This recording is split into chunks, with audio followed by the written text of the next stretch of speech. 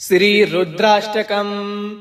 नमामि समीशान निर्वाण रूपम् विभुं व्यापकं ब्रह्म वेद स्वरूपम् निजं निर्गुणं निर्विकल्पं निरीहं चिदाकाशमाकाशवासं भजेऽहम् निराकारमोङ्कारमूलं तुरीयं गिराज्ञानगोतीतमीशं गिरीशं करालं महाकालकालं कृपालुं गुणागार संसार पारं नतोऽहम् तुषाराद्रिसङ्काश गौरं गम्भीरं मनोभूतकोटि प्रभासी शरीरं स्फुरन्न मौलिकलोनि चारुगंगा लसद्भाल बालेन्दु कंठे भुजंगम चलत्कुण्डलं शुभ्रनेत्रं विशालं प्रसन्नाननं नीलकण्ठं दयालुं मृगाधीश चर्माम्बरं मुण्डमालं प्रियं शङ्करं सर्वनाथं भजामि प्रचण्डं प्रकष्टं प्रगल्भं परेशम्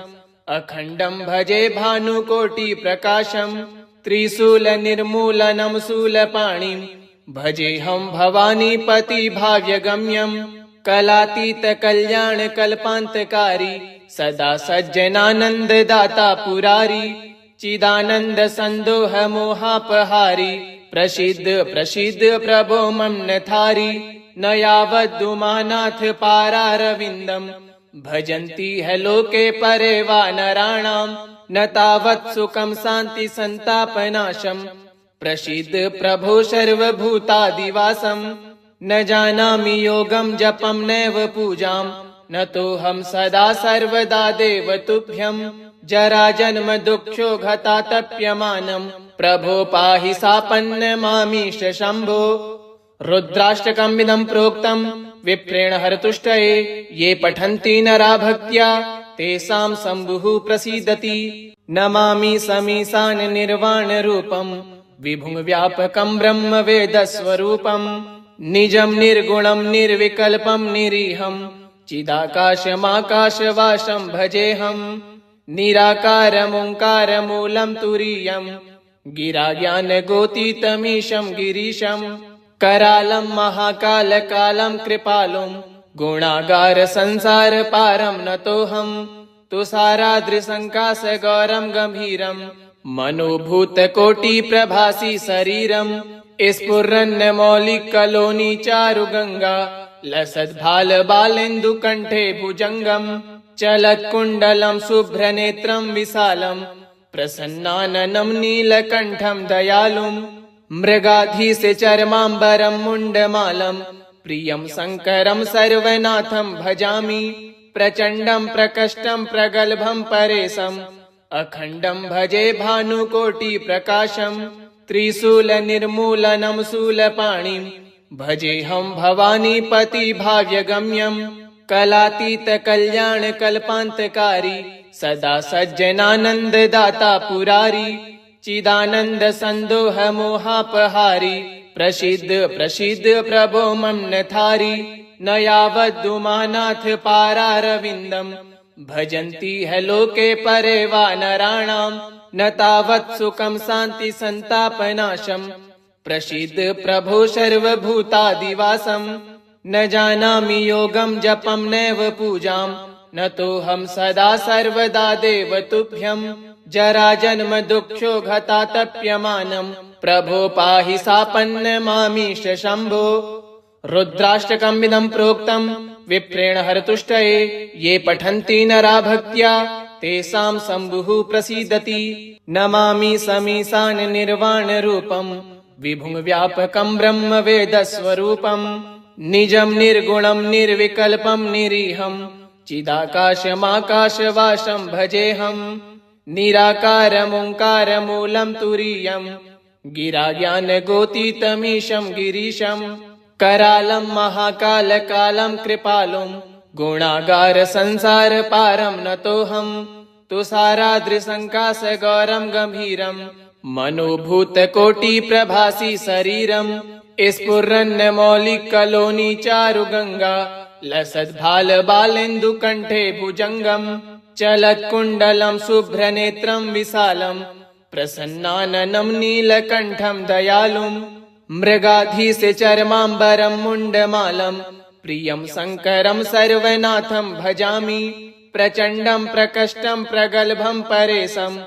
अखण्डं भजे भानुकोटिप्रकाशम् त्रिशूलनिर्मूलनं शूलपाणिं भजेऽहं भवानीपतिभाव्यगम्यम् कलातीतकल्याणकल्पान्तकारी सदा सज्जनानन्ददाता पुरारी चिदानन्दसन्दोहमोहापहारी प्रसीद प्रसीद प्रभो मम नथारी न यावदुमानाथ पारारविन्दम् भजन्ति है लोके परे वा नराणाम् न तावत् सुखं शान्ति संतापनाशम् प्रसीद प्रभो सर्वभूतादिवासम् न जानामि योगं जपं नैव पूजाम् न तोऽहं सदा सर्वदा देव तुभ्यम् जराजन्म दुःखो घातातप्यमानम् प्रभो पाहि सापन्नमामीश शम्भो रुद्राष्टकमिदं प्रोक्तम् विप्रेण हरतुष्टये ये पठन्ति नरा भक्त्या तेषां शम्भुः प्रसीदति नमामि समीशान निर्वाणरूपम् विभुं व्यापकं ब्रह्म वेदस्वरूपम् निजं निर्गुणं निर्विकल्पं निरीहम् चिदाकाशमाकाशवासं भजेऽहम् निराकारमोङ्कारमूलं तुरीयम् गिराज्ञानगोतीतमीशं गिरीशम् करालं महाकालकालं कृपालुं गुणागार संसार पारं नतोऽहम् तुषाराद्रिसङ्काशगौरं गम्भीरम् मनोभूतकोटिप्रभासि शरीरम् स्फुरन्नमौलिकलोनि चारुगङ्गा लसद्भालबालेन्दुकण्ठे भुजङ्गम् चलत्कुण्डलं शुभ्रनेत्रं विशालम् प्रसन्नाननं नीलकण्ठं दयालुम् मृगाधीशचर्माम्बरं मुण्डमालम् प्रियं शङ्करं सर्वनाथं भजामि प्रचण्डं प्रकष्टं प्रगल्भं परेशम्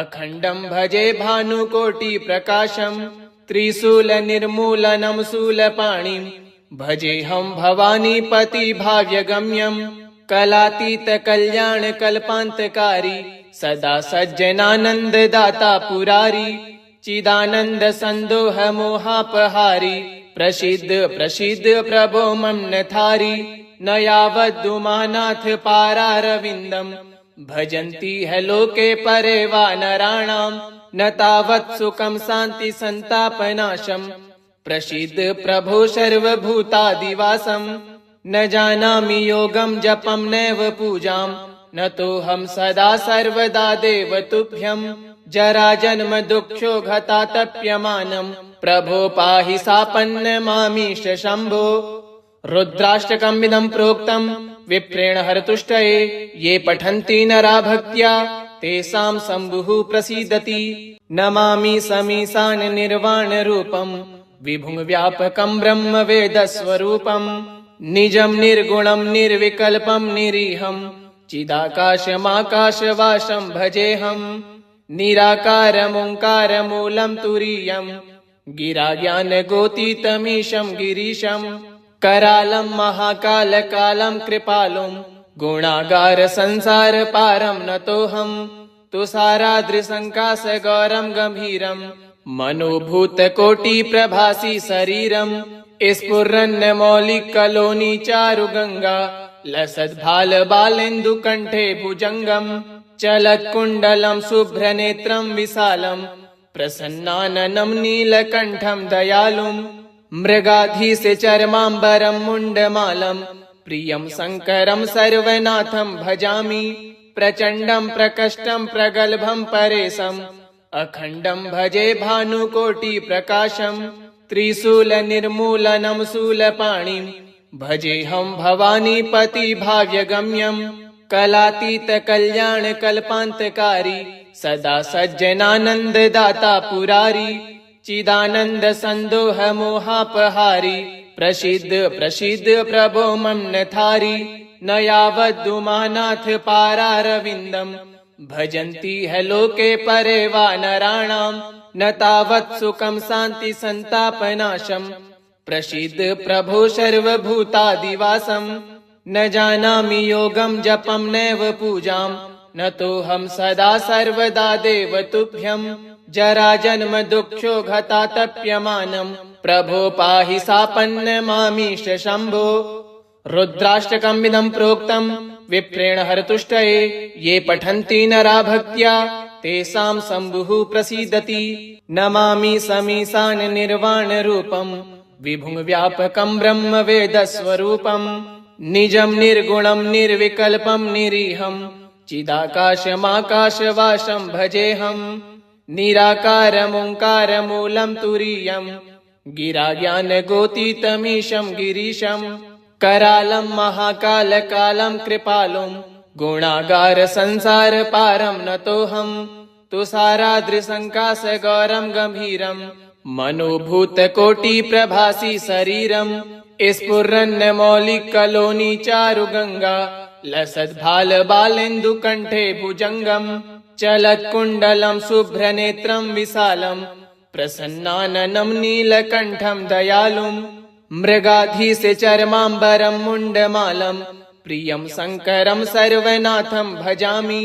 प्रचण्डं प्रकष्टं प्रगल्भं परेशम् अखण्डं भजे भानुकोटिप्रकाशं त्रिशूलनिर्मूलनं शूलपाणिं भजेऽहं भवानीपति भाग्यगम्यम्। कलातीतकल्याणकल्पान्तकारी सदा सज्जनानन्ददाता पुरारी चिदानन्द सन्दोहमोहापहारी प्रसीद प्रसीद प्रभो मम नथारी। न यावद्दुमानाथ पारारविन्दम् भजन्ति है लोके परे वा नराणाम् न तावत् सुखं शान्ति सन्तापनाशम् प्रसीद प्रभो सर्वभूतादिवासम्। न जानामि योगं जपं नैव पूजां न तोऽहं सदा सर्वदा देव तुभ्यं। जराजन्म दुःखोघतातप्यमानं प्रभो पाहि सापन्नमामीश शम्भो। रुद्राष्टकमिदं प्रोक्तं विप्रेण हरतुष्टये ये पठन्ति नरा भक्त्या तेषां शम्भुः प्रसीदति। नमामि समीशान निर्वाण रूपं विभुं व्यापकं ब्रह्म वेदस्वरूपम् निजं निर्गुणं निर्विकल्पं निरीहं चिदाकाशमाकाशवासं भजेऽहम्। निराकारमोङ्कारमूलं तुरीयं गिराज्ञानगोतीतमीशं गिरीशं करालं महाकालकालं कृपालुं गुणागार संसार पारं नतोऽहम्। तुषाराद्रिसङ्काशगौरं गम्भीरं मनोभूतकोटिप्रभासि शरीरं स्फुरन्मौलिकलोनि चारुगङ्गा लसद्भालबालेन्दुकण्ठे भुजङ्गम् चलत्कुण्डलं शुभ्रनेत्रं विशालं प्रसन्नाननं नीलकण्ठं दयालुं मृगाधीशचर्माम्बरं मुण्डमालं प्रियं शङ्करं सर्वनाथं भजामि। प्रचण्डं प्रकष्टं प्रगल्भं परेशम् अखण्डं भजे भानुकोटिप्रकाशं त्रिशूलनिर्मूलनं शूलपाणिं भजेऽहं भवानीपति भाग्यगम्यम्। कलातीतकल्याणकल्पान्तकारी सदा सज्जनानन्ददाता पुरारी चिदानन्द सन्दोहमोहापहारी प्रसीद प्रसीद प्रभो मम नथारी। न यावद्दुमानाथ पारारविन्दम् भजन्ति है लोके परे वा नराणाम् न तावत् सुखं शान्ति सन्तापनाशम् प्रसीद प्रभो सर्वभूतादिवासम्। न जानामि योगं जपं नैव पूजां न तोऽहं सदा सर्वदा देव तुभ्यं। जराजन्म दुःखोघतातप्यमानं प्रभो पाहि सापन्नमामीश शम्भो। रुद्राष्टकमिदं प्रोक्तं विप्रेण हरतुष्टये ये पठन्ति नरा भक्त्या तेषां शम्भुः प्रसीदति। नमामि समीशान निर्वाण रूपं विभुं व्यापकं ब्रह्म वेदस्वरूपम् निजं निर्गुणं निर्विकल्पं निरीहं चिदाकाशमाकाशवासं भजेऽहम्। निराकारमोङ्कारमूलं तुरीयं गिराज्ञानगोतीतमीशं गिरीशं करालं महाकालकालं कृपालुं गुणागार संसार पारं नतोऽहम्। तुषाराद्रिसङ्काशगौरं गम्भीरं मनोभूतकोटिप्रभासि शरीरं स्फुरन्मौलिकलोनि चारुगङ्गा लसद्भालबालेन्दुकण्ठे भुजङ्गम् चलत्कुण्डलं शुभ्रनेत्रं विशालं प्रसन्नाननं नीलकण्ठं दयालुं मृगाधीस्य चर्माम्बरं मुण्डमालं प्रियं शङ्करं सर्वनाथं भजामि प्रचण्डं प्रकष्टं प्रगल्भं परेशम् अखण्डं भजे भानुकोटिप्रकाशं त्रिशूलनिर्मूलनं शूलपाणिं भजेऽहं भवानीपतिभाव्यगम्यं कलातीतकल्याणकल्पान्तकारी सदा सज्जनानन्ददाता पुरारी चिदानन्दसन्दोहमोहापहारी प्रसीद प्रसीद प्रभो मम नथारी न यावदुमानाथ पारारविन्दम् भजन्ति है लोके परे वा नराणां न तावत् सुखं शान्ति संतापनाशम् प्रसीद प्रभो सर्वभूतादिवासं न जानामि योगं जपं नैव पूजां न तोऽहं सदा सर्वदा देव तुभ्यं जराजन्म दुःखो घतातप्यमानं प्रभो पाहि सापन्नमामीश शम्भो रुद्राष्टकमिदं प्रोक्तं विप्रेण हरतुष्टये ये पठन्ति नरा भक्त्या तेषां शम्भुः प्रसीदति नमामि समीशान निर्वाण रूपं विभुं व्यापकं ब्रह्म वेदस्वरूपं निजं निर्गुणं निर्विकल्पं निरीहं चिदाकाशमाकाशवासं भजेऽहं निराकारमोङ्कारमूलं तुरीयं गिराज्ञानगोतीतमीशं गिरीशं करालं महाकालकालं कृपालुं गुणागार संसार पारं नतोऽहं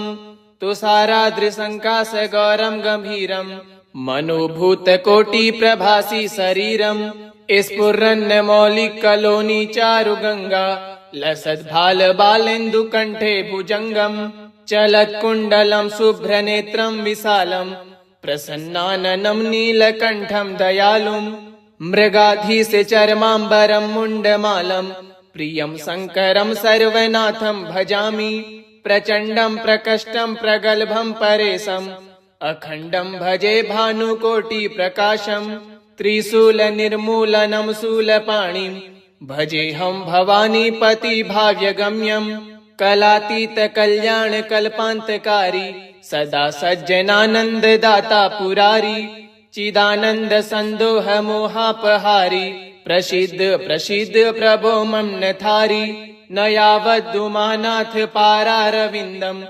भजन्ति है लोके परे वा नराणां न तावत् सुखं शान्ति संतापनाशम् प्रसीद प्रभो सर्वभूतादिवासं न जानामि योगं जपं नैव पूजां न तोऽहं सदा सर्वदा देव तुभ्यं जराजन्म दुःखो घतातप्यमानं प्रभो पाहि सापन्नमामीश शम्भो रुद्राष्टकमिदं प्रोक्तं विप्रेण हरतुष्टये ये पठन्ति नरा भक्त्या तेषां शम्भुः प्रसीदति नमामि समीशान निर्वाण रूपं विभुं व्यापकं ब्रह्म वेदस्वरूपं निजं निर्गुणं निर्विकल्पं निरीहं चिदाकाशमाकाशवासं भजेऽहं निराकारमोङ्कारमूलं तुरीयं गिराज्ञानगोतीतमीशं गिरीशं करालं महाकालकालं कृपालुं गुणागार संसार पारं नतोऽहं तुषाराद्रिसङ्काशगौरं गम्भीरं मनोभूतकोटिप्रभासि शरीरं स्फुरन्नमौलिकलोनि चारुगङ्गा लसद्भालबालेन्दुकण्ठे भुजङ्गं चलत्कुण्डलं शुभ्रनेत्रं विशालं प्रसन्नाननं नीलकण्ठं दयालुं मृगाधीस्य चर्माम्बरं मुण्डमालं प्रियं शङ्करं सर्वनाथं भजामि प्रचण्डं प्रकष्टं प्रगल्भं परेशम् अखण्डं भजे भानुकोटिप्रकाशं त्रिशूलनिर्मूलनं शूलपाणिं भजेऽहं भवानीपतिभाव्यगम्यं कलातीतकल्याणकल्पान्तकारी सदा सज्जनानन्ददाता पुरारी चिदानन्दसन्दोहमोहापहारी प्रसीद प्रसीद प्रभो मम नथारी न यावदुमानाथ पारारविन्दम् भजन्ति है लोके परे वा नराणां न तावत् सुखं शान्ति संतापनाशम् प्रसीद प्रभो सर्वभूतादिवासं न जानामि योगं जपं नैव पूजां न तोऽहं सदा सर्वदा देव तुभ्यं जरा जन्म दुःखोघतातप्यमानम् प्रभो पाहि सापन्नमामीश शम्भो। रुद्राष्टकमिदं प्रोक्तम् विप्रेण हरतुष्टये ये पठन्ति नरा भक्त्या तेषां शम्भुः प्रसीदति। नमामि समीशान निर्वाण रूपम् विभुं व्यापकं ब्रह्म वेदस्वरूपम् निजं निर्गुणं निर्विकल्पं निरीहं चिदाकाशमाकाशवासं भजेऽहम्। निराकारमोङ्कारमूलं तुरीयं गिराज्ञानगोतीतमीशं गिरीशं करालं महाकालकालं कृपालुं गुणागार संसार पारं नतोऽहम्। तुषाराद्रिसङ्काशगौरं गम्भीरं मनोभूतकोटिप्रभासि शरीरं स्फुरन्नमौलिकलोनि चारुगङ्गा लसद्भालबालेन्दुकण्ठे भुजङ्गम् चलत्कुण्डलं शुभ्रनेत्रं विशालं प्रसन्नाननं नीलकण्ठं दयालुं मृगाधीशचर्माम्बरं मुण्डमालं प्रियं शङ्करं सर्वनाथं भजामि। प्रचण्डं प्रकष्टं प्रगल्भं परेशम् अखण्डं भजे भानुकोटिप्रकाशं त्रिशूलनिर्मूलनं शूलपाणिं भजेऽहं भवानीपति भाव्यगम्यम्। कलातीतकल्याणकल्पान्तकारी सदा सज्जनानन्ददाता पुरारी चिदानन्द सन्दोह मोहापहारी प्रसीद प्रसीद प्रभो मम नथारी। न यावदुमानाथ पारारविन्दम् भजन्ति है लोके परे वा नराणाम् न तावत् सुखं शान्ति सन्तापनाशम् प्रसीद प्रभो सर्वभूतादिवासम्। न जानामि योगं जपं नैव पूजां न तोऽहं सदा सर्वदा देव तुभ्यम्। जरा जन्म दुःखोघतातप्यमानम् प्रभो पाहि सापन्नमामीश शम्भो। रुद्राष्टकमिदं प्रोक्तम् विप्रेण हरतुष्टये ये पठन्ति नरा भक्त्या तेषां शम्भुः प्रसीदति। इति श्री रुद्राष्टकम् श्री शिवार्पणमस्तु। ओम श्री सांब सदाशिवाय नमः।